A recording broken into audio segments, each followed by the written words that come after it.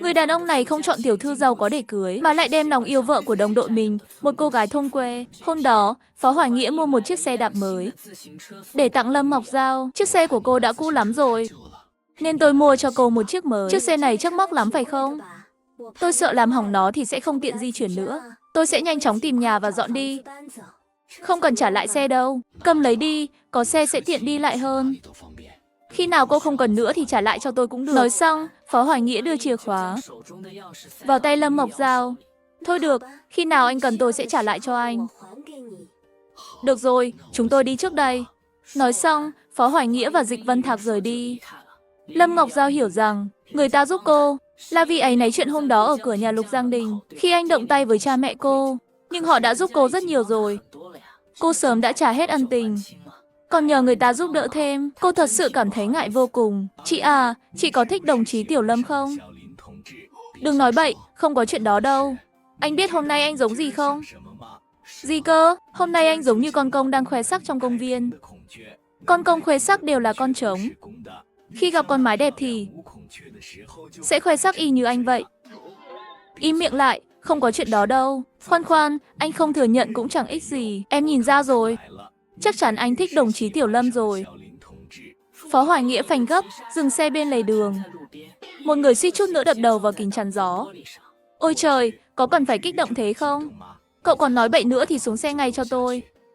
Anh em à, đừng chỉ biết tức giận chứ. Nóng giận không giải quyết được vấn đề đâu. Đồng chí Tiểu Lâm vừa xinh đẹp lại dịu dàng, giống như tiên nữ trong núi sâu vậy. Đừng nói anh, em cũng thích nữa. Nhìn ánh mắt lạnh lùng của cô ấy, tiếng nói của Vân Thạc ngày càng nhỏ dần. Sở thích của anh và em khác nhau. Ý anh là thích đồng chí Tiểu Lâm giống như thích em vậy. Gì cơ? Không phải chứ, cô ấy sao có thể so sánh với em được. Chúng ta là bạn bè lâu năm, tất nhiên anh quý em hơn rồi. Sao cái miệng hôm nay cứ gây rắc rối thế này? Càng giải thích càng rối. Ý anh là cô ấy tuy dễ mến, nhưng anh không nên thích cô ấy. Anh đừng quên, cô ấy là vợ của Lục Giang Đình. Chẳng mấy mà ly hôn thôi. Ôi trời, cô ấy thật sự nghiêm túc đấy. Nhà anh có chịu để anh cưới vợ hai không? Vợ hai thì sao? Lãnh đạo lớn còn cưới vợ hai mà. Xem thường vợ hai là tư tưởng phong kiến lạc hậu. Huống chi, Lục Giang Đình kết hôn mà không hỏi ý kiến cô ấy, cưỡng ép báo cáo kết hôn. Việc này không hợp lệ đâu. Lục Giang Đình đúng là lừa đảo kết hôn. Anh ta rõ ràng là lừa gạt mà. Vậy anh thích đồng chí Thượng Tiểu Lâm rồi, cô ấy có biết không? Đừng nói bậy, không có chuyện đó. Tôi chỉ nghĩ hồi trước chúng ta chưa hiểu rõ tình hình. Đã động tay với cha mẹ cô ấy, thầy áy náy nên muốn giúp đỡ cô ấy thôi. Sao anh lại phủ nhận nữa rồi? Còn tìm lý do nữa, miệng cứng như vịt chết vậy. Hôm sau, Lâm Ngọc Giao không đi làm. Hôm nay là ngày nghỉ của cô. Cô lấy quyển sổ ra và bắt đầu viết tiểu thuyết. Giờ cô đã làm thủ thư. Bỗng nhiên tỉnh ngộ, gửi bài cho tạp chí thì chẳng kiếm được bao nhiêu tiền. Chỉ cần viết được cuốn tiểu thuyết ăn khách thì kiếm được nhiều tiền hơn tạp chí rất nhiều. Trước tiên viết khoảng 10 mấy vạn chữ để luyện tay. Quá tuyệt. Vài ngày sau, ông chủ Phó Lạc Ý đến. Ông ấy đến phát lương cho mọi người. Lâm Ngọc Giao tháng trước chỉ làm nửa tháng. Thực ra còn thiếu 2 ngày nữa mới đủ nửa tháng, nhưng ông chủ vẫn trả cho cô nửa tháng lương. 40 đồng. Ông chủ, cảm ơn ông nhiều. Cô bé à, sao lúc nào cũng nói cảm ơn thế? Lương là thứ cô đáng được nhận mà. Cất kỹ vào nhé. À đúng rồi, dạo này tôi không đến. Cô làm việc thế nào rồi? Có quen việc chưa? Quen rồi ạ, chị Châu và chị Lưu đều rất tốt. Còn được đọc sách miễn phí nữa. Không có công việc nào tốt hơn thế này đâu. Ha ha, cô thật biết nhìn nhận ưu điểm đấy. Đã quen rồi thì cứ cố gắng làm tốt nhé. Lúc ăn trưa, Châu Tĩnh đột nhiên nói với cô, Ngọc Giao, cô nhờ tôi hỏi, việc nhà đã có kết quả rồi. Lát nữa tôi dẫn cô đi xem nhà. Lâm Ngọc Giao trong lòng vui mừng. Chờ cô chuyển đi là an toàn rồi. Dù Lục Giang Đình có trở về cũng không sợ. Thật sao? Tất nhiên rồi. Nhà rất ổn. Giá cả cũng rẻ. 1 tháng chỉ 10 đồng thôi. Gần đây nữa. Nghe nói 10 đồng, cô yên tâm hẳn. Chị Châu, cảm ơn chị nhiều. Khách sáo gì chứ? Chút việc nhỏ mà. Mau đi ăn cơm thôi. Sau bữa trưa, họ cùng nhau đi xem nhà. Quả thật gần đây lắm. Chỉ cách một con phố. Nhà này ở tầng cao nhất. Có nhà vệ sinh riêng. Chị Châu, căn nhà này thực sự chỉ 10 đồng sao? Đúng vậy, 10 đồng. Rẻ quá vậy. Ở Lâm Tương Nhai thuê nhà như thế này còn khó. Đương nhiên cũng có khuyết điểm. Tầng trên nóng, leo cầu thang mệt. Và nhà này hơi cũ. Hợp đồng ký từng năm một. Phải đặt cọc nữa. Ý chị là sao? Nhà tuy mỗi tháng 10 đồng, nhưng tháng đầu phải trả 20 đồng. Trong đó 10 đồng là tiền cọc. Khi cô không thuê nữa sẽ hoàn lại. Và phải thuê ít nhất 1 năm. Nếu cô thuê chưa đủ 1 năm, tiền cọc 10 đồng sẽ không hoàn lại.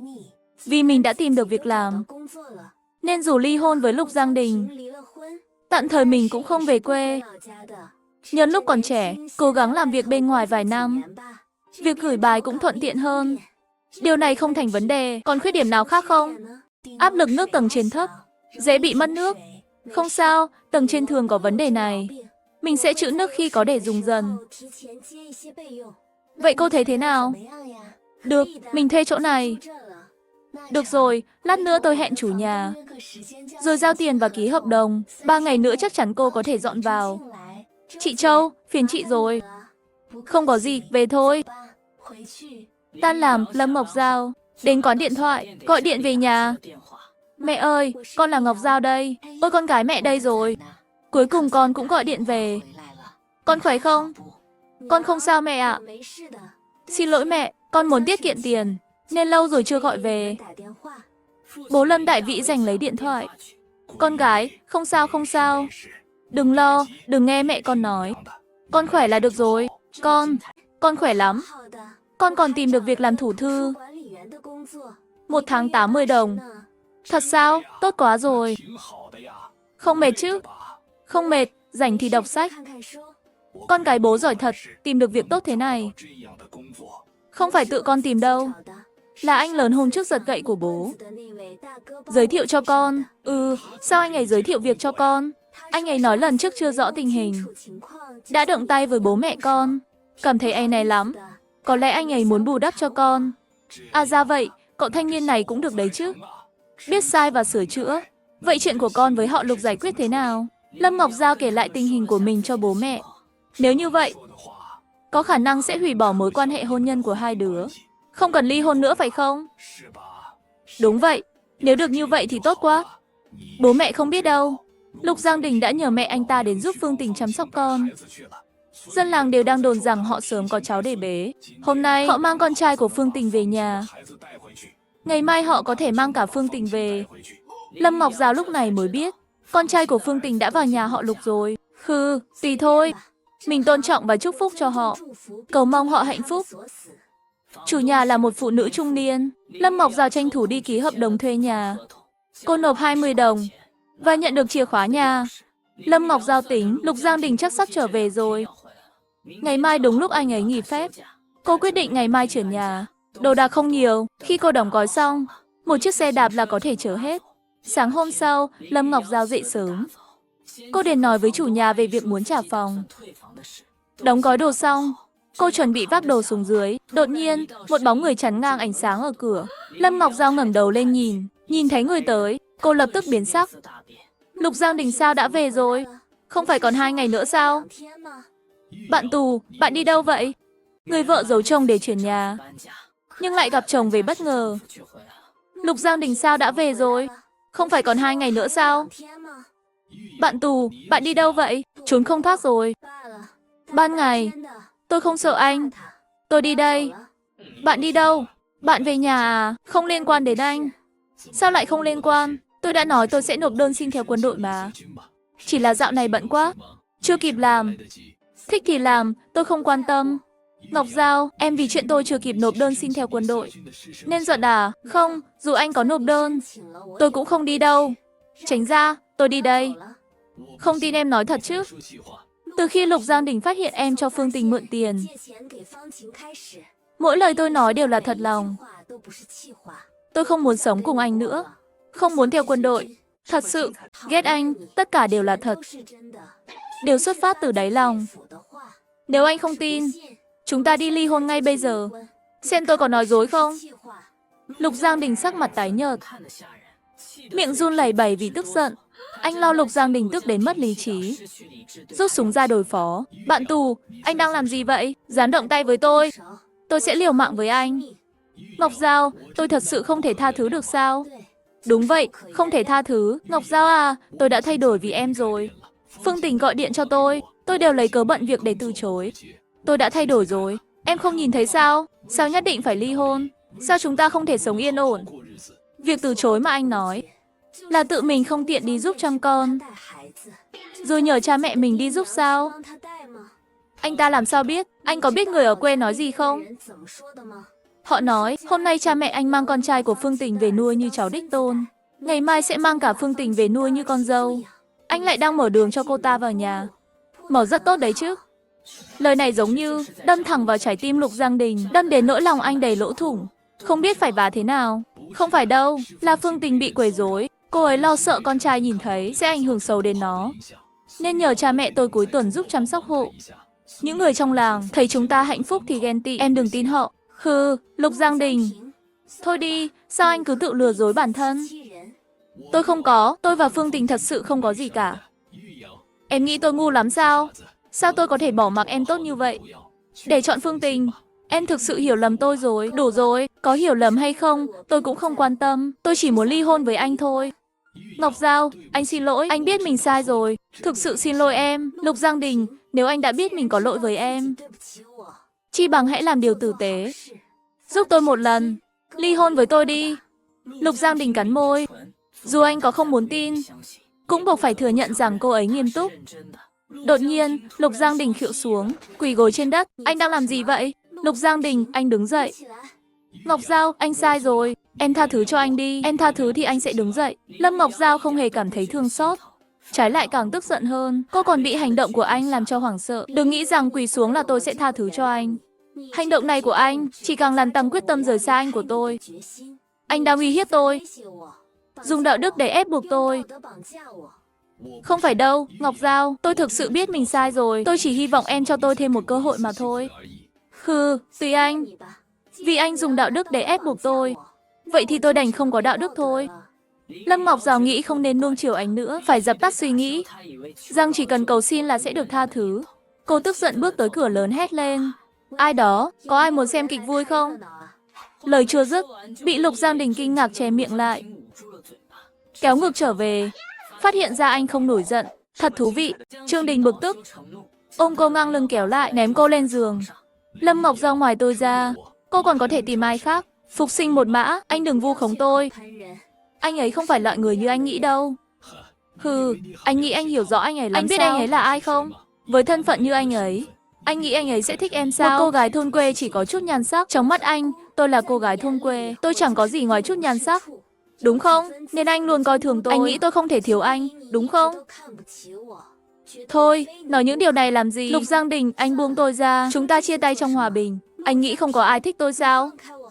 Nhưng tôi đều từ chối hết. Bởi vì trong lòng tôi chỉ có anh. Phương Tình thì khác. Tôi không có tình cảm nam nữ với cô ấy. Tôi hoàn toàn không thích cô ấy. Tôi đã nói vô số lần rồi. Tôi chỉ chăm sóc họ vì Kiến Quân. Em sao cứ không tin? Khi nào tôi từng nói không tin? Vậy tại sao em vẫn gây chuyện? Tôi đã nói bao nhiêu lần rồi. Đó là trách nhiệm của anh đối với họ. Anh có nói bao nhiêu lần rồi. Đó là trách nhiệm của anh đối với họ, không phải của em. Em không muốn cả đời bị anh liên lụy. Phải trả nợ thay cho anh hiểu không? Phải chăng vì chúng ta chưa thực sự là vợ chồng, nên anh không hiểu thế nào là đồng cam cộng khổ? Gì cơ? Có phải không? Anh điên rồi. Lời vừa dứt, anh liền hôn cô và bắt đầu xé rách quần áo của cô. Lúc này, trong lòng Lâm Ngọc Giao chỉ có một suy nghĩ, cô thà cùng anh chết chung, cũng không để mình sống cuộc đời bi thương. Trong lúc hoảng loạn, cô sờ thấy chiếc kéo dưới gối. Ngay khi cô định đâm Lục Giang Đình một nhát, một tiếng bùm vang lên, cửa bị phá tung. Lâm Ngọc Giao cũng sợ đến ngất đi. Lâm Ngọc Giao tỉnh lại, cô đang ở bệnh viện. Cô vừa mở mắt, thấy Phó Hoài Nghĩa. Hai người nhìn nhau. Lâm Ngọc Giao ngây người, tạm thời không biết nói gì. Phó đại ca, cảm ơn anh. Về bộ quần áo anh mua, em cũng không biết nên chọn loại nào. Đây là nhân viên bán hàng, gợi ý giúp em. Không cần cảm ơn đâu. Bên này em không có bạn bè, cũng không có người thân. Nếu được, hãy coi tôi như một người bạn. Phó đại ca, em khỏe rồi.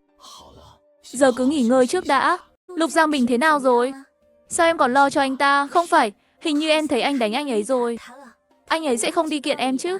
Không sao đâu, sao lại không sao được? Nếu anh ấy kiện ảnh hưởng đến công việc của em thì sao? Em nói không sao là vì tôi chắc chắn anh ta không dám làm gì. Hành xáo của anh ta gọi là lừa hôn. Tôi có thể tố cáo anh ta. Lừa hôn, anh ta sẽ phải chịu hậu quả lớn. Mọi người đều có điểm yếu. Anh ta không muốn đấu đến cùng với tôi đâu. Phó đại ca, vậy hôm nay anh xuất hiện ở nhà em. Thực ra anh đến để giúp em chuyển nhà. Anh hỏi Châu Tĩnh về thời gian chuyển nhà của em. Châu Tĩnh trở về, anh đến báo cho em một tiếng. Không ngờ lại gặp chuyện này. Thật sao? Vậy thì tốt quá. Tuần này em đã nghỉ phép rồi. Tuần sau em sẽ tìm anh ấy. Không gấp, anh ấy vừa về, chưa đi làm lại. Anh ấy cũng phải tuần sau mới đi làm. Em lại xin nghỉ à? Ừ, ngại quá. Làm phiền anh xin nghỉ giúp em. Không sao, anh cũng có việc riêng cần làm. Không có việc của em cũng xin nghỉ thôi. Chỉ là tiện đường ghé qua. Nhớ ra thì đến báo em một tiếng. Vậy anh thường xuyên xin nghỉ như vậy có sao không? Không sao, cấp trên rất dễ tính. Miễn là không có nhiệm vụ đặc biệt, lúc rảnh rỗi đều có thể xin nghỉ. À, cánh cửa lúc nãy hình như bị đá bay rồi. Em yên tâm, anh đã đền bù rồi. Vậy đồ đạc của em thì sao? Đồ của em anh đã nhờ Châu Tĩnh mang giúp rồi. Anh ấy nói anh biết chỗ nhà thuê mới của em. Khi nào rảnh anh sẽ mang tới giúp em. Còn quần áo của em là tôi nhờ hai nữ đồng nghiệp ở cạnh nhà em giúp em thay quần áo. Hàng xóm đều biết chuyện rồi. Nếu chuyển ra ngoài, không biết sẽ thành thế nào. Tôi đã đưa mỗi người 10 đồng. Họ sẽ không nói lung tung đâu. Vậy thì tốt. Cô chợt cảm thấy mình nợ Phó Hoài Nghĩa. Cả đời này cũng không trả hết. Lâm Ngọc Giao, sau khi xuất viện, Phó Hoài Nghĩa lái xe đưa Lâm Ngọc Giao đến nhà thuê mới. Phó đại ca, anh biết chỗ này à?